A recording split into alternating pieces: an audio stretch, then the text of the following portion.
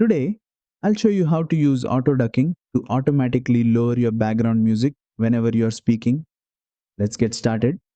First, import your video along with the background music and place them on separate tracks in the timeline. Now, select the audio clip that contains your voice. Next, go to the right side editing panel, open the audio tab, and find the auto ducking option. Enable it, and Filmora will instantly detect your voice and lower the background music whenever you're speaking. To fine tune it, adjust the auto ducking slider.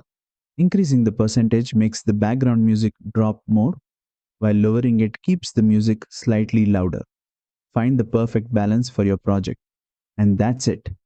Auto ducking saves you time by keeping your voice clear without the need for manual adjustments. Try it out and let me know how it works for your edits.